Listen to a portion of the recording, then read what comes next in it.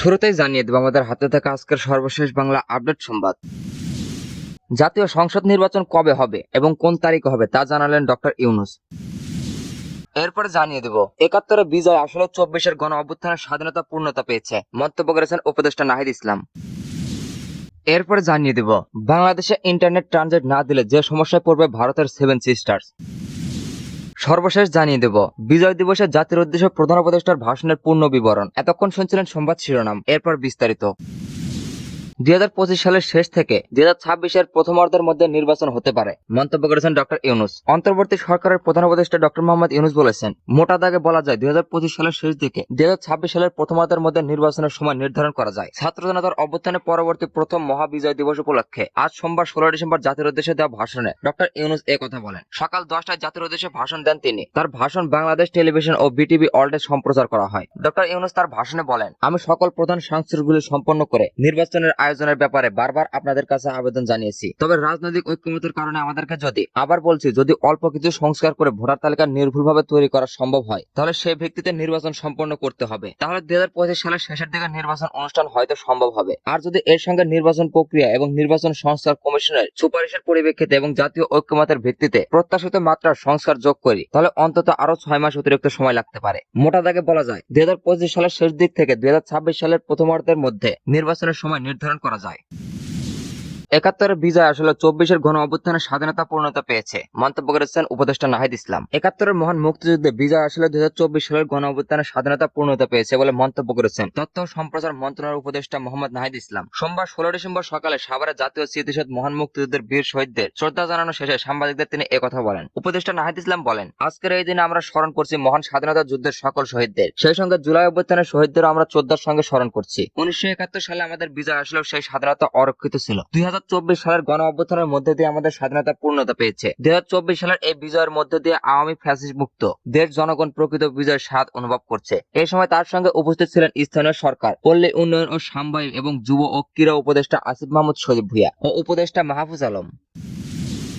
বাংলাদেশে internet transit না দিলে যে সমস্যায় পড়বে ভারতের 7 সিস্টার্স। ভারতের উত্তর পূর্বাঞ্চলে ইন্টারনেট সংযোগের মনোনয়নের জন্য বাংলাদেশ থেকে কেবলের মাধ্যমে ইন্টারনেট দেওয়ার যে দ্বিতীয় পরিকল্পনাটি নেওয়া হয়েছিল তা থেকে পিছিয়ে আসার সিদ্ধান্ত নিয়েছে বাংলাদেশ টেলিযোগ নিয়ন্ত্রণ কমিশন বিটিআরসি। ভারত ও বাংলাদেশের গণমাধ্যমের একাংশে এই খবর প্রকাশ করার পর তা নিয়ে আলোচনা হচ্ছে ভারতের তথ্য প্রযুক্তি মহলে। ওই প্রস্তাবিত পরিকল্পনা অনুযায়ী সমুদ্রের নিচ দিয়ে কেবল বাংলাদেশের ভূপৃষ্ঠে ল্যান্ডিং স্টেশনে আসার পর সেখান থেকে ত্রিপুরা হয়ে ভারতের উত্তর পূর্বাঞ্চলের সাথে দ্বিতীয় একটি সংযোগ দেওয়ার কথা ছিল। তবে ২০২১ সাল থেকে চালু হওয়া প্রথম ইন্টারনেট সংযোগটি অবশ্য এখনো চালু আছে। ভারতের বিশ্লেষকরা মনে করেছেন, বাংলাদেশে যদি সত্যি বাড়তি ব্রডব্যান্ড ইন্টারনেট প্রস্তাবিত সংযোগটি না দেয়, তাহলে উত্তর পূর্ব ভারতের তথ্য প্রযুক্তির ক্ষেত্রে উন্নয়নে বিশেষ প্রভাব পড়বে। ভারতের নিজস্ব যা ইন্টারনেট ব্রডব্যান্ড আছে তা ওই অঞ্চলের জন্য এখনো যথেষ্ট বলে মনে করছেন ব্যবসায়ী মহল। আবার ব্রডব্যান্ডের চাহিদা বাড়লে তা সামাল দেওয়ার জন্য নিজস্ব পরিকল্পনা অনেক বছর আগে থেকেই করা আছে বলে জানাচ্ছে বিশ্লেষকরা। তাদের কথায় বাংলাদেশের সাথে প্রস্তাবিত ব্রডব্যান্ড সংযোগটি ছিল একটি বিকল্প মাত্র।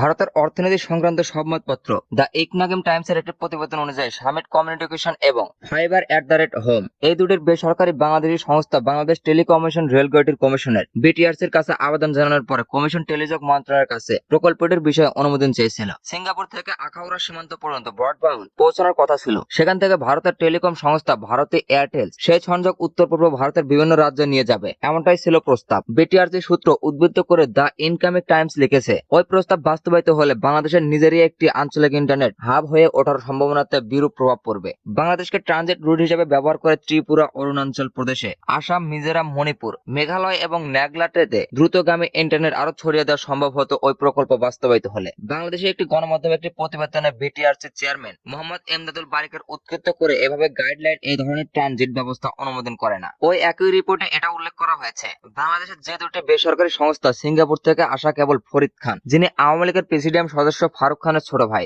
ভারতের উত্তর পূর্বাঞ্চলের রাজ্যগুলোতে তথ্য প্রযুক্তি শিল্প গড়ে তোলার জন্য ভারত সরকার নানা প্রকল্প নিয়েছে গত কয়েক বছরে। প্রতিটি রাজ্যে যেমন গড়ে তোলা হয়েছে সফটওয়্যার পার্ক, তেমনি আসামে বড় বড় তথ্য প্রযুক্তি সংস্থা গড়ে তুলেছে তাদের নিজস্ব পরিসর। এর মধ্যে উল্লেখযোগ্য হলো টাটা গ্রুপের প্রায় ২৭,০০০ কোটি রুপি বিনিয়োগ করে সেমিকন্ডাক্টর কারখানা গড়ে তোলার প্রস্তাব। ভারত সরকারের উত্তর পূর্বাঞ্চল উন্নয়ন মন্ত্রণালয়ের দেওয়া তথ্য অনুযায়ী এশিয়ার চতুর্থ বৃহত্তম হাইপার স্কেল ডেটা সেন্টার সিটিআরএলসি আসামে একটা বৃহৎ ডেটা সেন্টার গড়ে তোলার ঘোষণা দিয়েছে। ভারতের সরকার সরকারি ন্যাশনাল ডেটা সেন্টারের উত্তর পূর্বাঞ্চলের জন্য পৃথক ডেটা সেন্টার গড়ে তোলার কাজ শুরু করেছে 2021 সালে। এছাড়াও ড্রোন তৈরির শিল্প, সফটওয়্যার নির্মাণের মতো নতুন শিল্পকারদের সেখানে গড়ে উঠেছে। তথ্য প্রযুক্তির শিল্প যত বাড়বে ততই ইন্টারনেটের ব্রডব্যান্ডের প্রয়োজন হবে, এটাই স্বাভাবিক। তাই বাংলাদেশ থেকে প্রস্তাবিত দ্রুতগামী ইন্টারনেট সংযোগ যদি এখন আর না পাওয়া যায়, তাহলে কতটা সমস্যায় পড়তে পারে উত্তর পূর্ব ভারতের ক্রমবর্ধমান তথ্য প্রযুক্তি শিল্প। ভারতের এক শীর্ষ বাণিজ্যিক সাভার কর্মকর্তার নাম উল্লেখ না করার শর্তে বলেছিল, বাংলাদেশ থেকে প্রস্তাবিত সংযোগ এলে কোনো সমস্যাই হবে না, কারণ এই অঞ্চলের তথ্য প্রযুক্তি শিল্পের উন্নয়ন হলেও সেখানে বিবৃতির মতো সংস্থা যাদের নির্বিচ্ছিন্ন দ্রুতগামীর ইন্টারনেট প্রয়োজন, তা এখনো সংস্থার কমই আছে। যদিও বিবৃতি করে তোলার জন্য বিনিয়োগকারীদের উৎসাহ দিতে উত্তর পূর্বাঞ্চল উন্নয়ন মন্ত্রণালয়, যার জন্য আর্থিক সহায়তা করা হয়। কলকাতা থেকে আসামের গুয়াহাটি নিজের সফটওয়্যার ফেয়ারমানিতে ব্যবসায় একটা বড় অংশ সরিয়ে নিয়ে গেছেন সেন্ট মার্টিন এর প্রতিষ্ঠাতা ও প্রধান কার্যবাহী অফিসার শান্তনু সোম। বিজয় দিবসে জাতির উদ্দেশ্যে প্রধান উপদেষ্টার ভাষণের পূর্ণ বিবরণ। মহান বিজয় দিবস উপলক্ষে জাতির উদ্দেশ্যে ভাষণ দিয়েছেন অন্তর্বর্তী সরকারের প্রধান উপদেষ্টা অধ্যাপক ডক্টর মোহাম্মদ ইউনূস। সোমবার 16 ডিসেম্বর সকাল 10টায় ভাষণ শুরু করেন তিনি, যা বিটিভি ও বিটিভি ওয়ার্ল্ড একযোগে সরাসরি সম্প্রচার করে। নিচে ভাষণের পূর্ণ বিবরণ তুলে ধরা হলো। বিসমিল্লাহির রহমানির রহিম। প্রিয় দেশবাসী, শিশু, কিশোর, কিশোরী, তরুণ তরুণী, ছাত্র ছাত্রী, বয়স্ক, বৃদ্ধ, নারী, পুরুষ সবাইকে আমার সালাম জানাচ্ছি। আসসালামু আলাইকুম। আজ জাতির এক বিশেষ দিন, বিজয় দিবস। বাঙালি জাতির বুক ফুলিয়ে দারবার দিন। পাকিস্তান হানাদার বাহিনীর অনেক অস্ত্রকে অগ্রাহ্য করে খালি হাতে রুখে দাঁড়িয়েছে সম্মুখ সমরে লড়াই করে নিজেদের জন্য একটি স্বতন্ত্র রাষ্ট্র প্রতিষ্ঠানের উৎসবের দিন। এই দিনে স্মরণ করে লক্ষ লক্ষ শহীদদেরকে, অগণিত শিশু, কিশোর, তরুণী, যুবক, যুবতী, বৃদ্ধ জনতার আত্মত্যাগে, যার ফলে স্বাধীনতা অর্জন সম্ভব হয়েছিল। কিন্তু আমরা সেই অর্জনকে আমাদের দোষে সম্পূর্ণতা দিতে পারিনি। সর্বশেষ এবং প্রচন্ডতম আঘাত হানলে এক স্বৈরাচারী সরকার সে প্রতিজ্ঞা করে বসেছিল এদেশের মঙ্গল হতে পারে এমন কিছু সে অবশিষ্ট থাকতে দেবে না। এবছরের বিজয় দিবস বিশেষ কারণে মহা আনন্দের দিন। মাত্র 4 মাস আগে একটি অসম্ভব সম্ভব হয়ে গেল।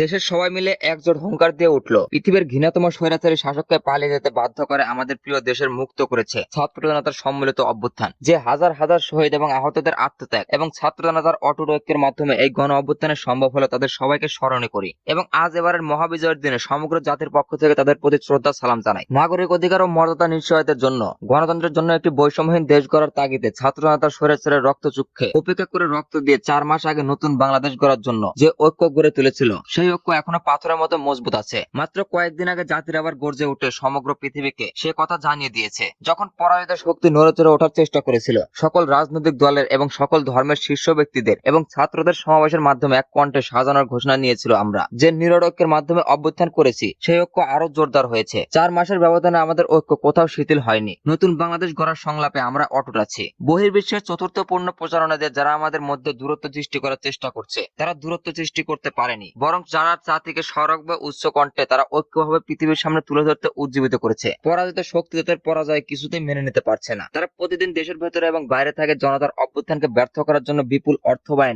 নানা ভঙ্গিতে তাদের চেষ্টা চালিয়ে যাচ্ছে। প্রচার করা হাজার হাজার কোটি টাকা তাদের আয় রয়েছে, তাদের সুবিধাভোগী সর্বত্র ছড়িয়ে আছে। আমাদের ঐক্য অটুট থাকুক বলে আমাদেরকে একের লক্ষ্যে থাকতে হবে। সজাগ থাকুন, নিজের লক্ষ্যকে জাতির লক্ষ্যের সঙ্গে একত্রপূর্ণ করুন। পৃথিবীর কোন শক্তি আমাদেরকে লক্ষ্য অর্জন করতে পারবে না। আমি দেশের গণমাধ্যম কর্মী ও জনগণের প্রতি আহ্বান জানাই, বিশ্বের কাছে দেশের প্রকৃত চিত্র তুলে ধরুন। অপপ্রচারের বিরুদ্ধে সততা হোক আমাদের হাতিয়ার।